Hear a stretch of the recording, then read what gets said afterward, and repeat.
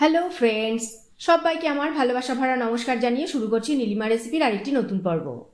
আজ শেয়ার করব সন্ধ্যাবেলার একটা স্ন্যাক্স রেসিপি, আলু ও ডিম দিয়ে চিড়ের কাটলেট।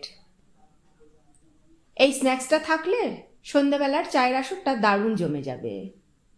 এই রকম সব ইউনিক রেসিপিগুলো বাড়িতে বসেই শিখে নেওয়ার জন্য সাবস্ক্রাইব করে নিন নীলিমাজ রেসিপিস চ্যানেলটিকে, আর আমার সমস্ত রান্নার আপডেট সবার আগে পাওয়ার জন্য বেল আইকনটা প্রেস করতে ভুলবেন না।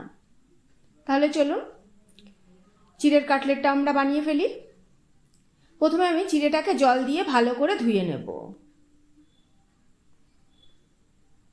3-4 বার জল পাল্টে পাল্টে ভালো করে ধুয়ে নিয়েছি। এবার জল ঝরাতে একটা বড় ছাঁকনির মধ্যে এটাকে রেখে দেব, একটু ছড়িয়ে রেখে দেব। আর তাছাড়া নিয়েছি একটা সেদ্ধ আলু, একটা ক্যাপসিকাম কুচি করে নিয়েছি, হাফ গাজর কুচি করে নিয়েছি, একটা বড় সাইজের পেঁয়াজ কুচি করে নিয়েছি, 3 থেকে 4টে কাঁচা লঙ্কা কুচি করে নিয়েছি, 1 কাপ টক দই নিয়েছি, ধনেপাতা কুচি নিয়েছি হাফ কাপ, নুন লাগবে পরিমাণ মতো, 1 চামচ চাট মশলা নিয়েছি, ভাজা জিরে ও ধনে গুঁড়ো নিয়েছি হাফ চামচ চিলি ফ্লেক্স নিয়েছি, আর লাগবে বাইন্ডিংয়ের জন্য বেসন। প্রথমে আমরা চিড়েটাকে বোলের মধ্যে নিয়ে নেব। এরপর এর মধ্যে টক দই দেব, ভালো করে মাখিয়ে নেব। এভাবে 10 মিনিট রেখে দেব। 10 মিনিট পর এবার এর মধ্যে সমস্ত উপকরণগুলো মিশিয়ে নেব। এর মধ্যে ক্যাপসিকাম দিয়ে দেব, লঙ্কা কুচি দেব, পেঁয়াজ কুচি দেব, গাজর কুচি দেব, ধনেপাতা কুচি দেব, চাট মশলা দেব, ভাজা জিরে ধনে গুঁড়োটা দিয়ে দেব। এবার এর মধ্যে চিলি ফ্লেক্স দিয়ে দেব, নুন দেব পরিমাণ মতো। ভালো করে সময় নিয়ে মাখিয়ে নেব।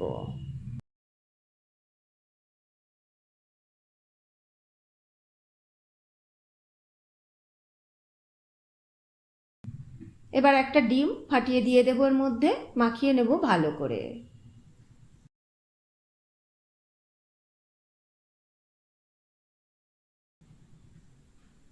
এবার এর মধ্যে বেসন দেব বাইন্ডিংয়ের জন্য।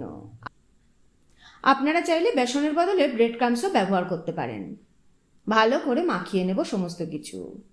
তারপরে এর মধ্যে একটা সেদ্ধ আলু গ্রেট করে দিয়ে দেব, আবারও মাখিয়ে নেব ভালো করে।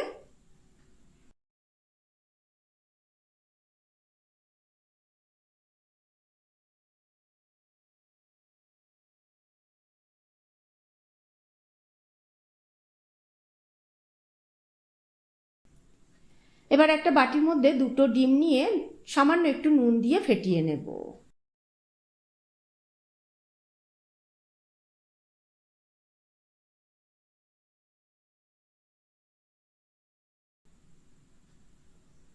এবার চিড়ের ডোটা থেকে কিছুটা নিয়ে কাটলেটের শেপ দেব।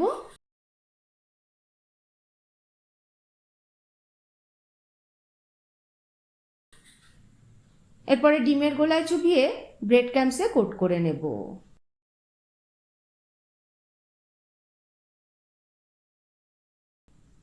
তারপরে আবারও ডিমের গোলায় চুবিয়ে ব্রেড ক্রাম্বসে আবার কোট করে নেব।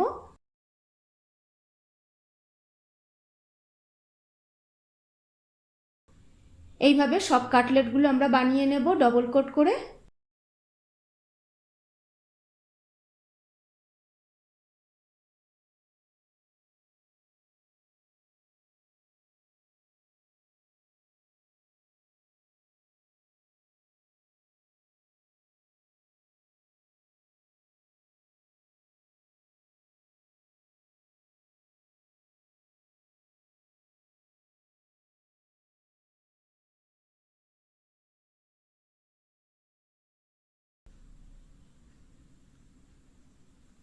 এদিকে প্যানে তেল গরম করতে দিয়েছিলাম, দেখুন কাটলেটগুলো দিয়ে দেব।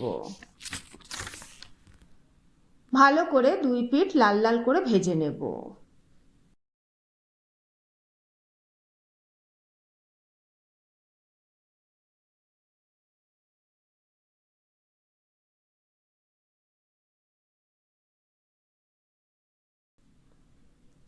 ব্যাস, তাহলেই রেডি হয়ে যাবে আলু ডিম দিয়ে চিড়ের কাটলেট। কেমন লাগলো আমার আজকের রেসিপিটি কমেন্ট করে জানাবেন। ভালো লাগলে একটা লাইক করে দেবেন। আপনাদের একটা লাইক আর কমেন্টই আমাকে উৎসাহিত করবে পথ চলতে। আজ তাহলে এই পর্যন্তই। আবারও হাজির হয়ে যাব নতুন কোনো রেসিপি নিয়ে, নতুন কোনো পর্বে। ভালো থাকবেন, সুস্থ থাকবেন সবাই।